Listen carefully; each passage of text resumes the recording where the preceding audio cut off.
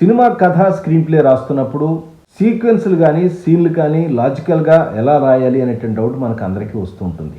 ఇల్లాజిక్ scenes అంటే లాజిక్కి దూరంగా గనక మనం సినిమా సీన్లు గనక రాసినట్టయితే అది కొన్ని సందర్భాల్లో చివరికి సినిమా కామెడీ అయిపోతుంది. ఎంత పెద్ద క్యారెక్టర్ అయినా సరే నవ్వుకుంటూ ఉంటారు చూసి. స్క్రిప్ట్ రాస్తున్నప్పుడు లాజిక్ని ఎలా ఎస్టాబ్లిష్ చేయాలి అంటే లాజికల్గా సీన్లు ఎలా రాయాలి అని చెప్పడానికి ఒక 5 పాయింట్లు ఉన్నాయి. దానిలో 2 పాయింట్లు, మొట్టమొదటిది క్యారెక్టర్ ఎస్టాబ్లిష్మెంట్, రెండోది వచ్చేసరికి కాజ్ అండ్ ఎఫెక్ట్. మొట్టమొదట సినిమా ప్రారంభించినప్పుడే మీ పాత్ర ఎలాంటిది అనేది 1 లేదా 2 సీన్లో విజువల్గా చాలా జాగ్రత్తగా గట్టిగా ఎక్స్ప్లెయిన్ చేయాలి.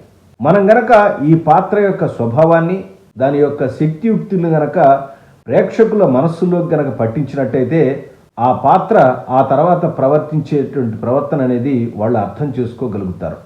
అలాగే రెండోది cause and effect. Cinema screen ప్లేలో ఏ సీన్లు అయినప్పటికీ కూడా ఈ కార్యకారణ సంబంధంతోనే ఏర్పడుతూ ఉంటాయి.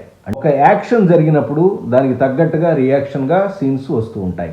ఇది మనం ఎగ్జాంపుల్గా చెప్పుకోవాలంటే ప్లాట్ పాయింట్ 1లో హీరోకి లేదా ప్రధాన పాత్రకి ఏర్పడినటువంటి సమస్య ఏదైతే గట్టిగా ఉంటుందో లేదా ప్రాపర్గా ఎస్టాబ్లిష్ అవుతుందో దానిని బట్టే లేదా దానిని అనుసరించే తర్వాత సీన్లన్నీ కూడా వస్తూ ఉంటాయి.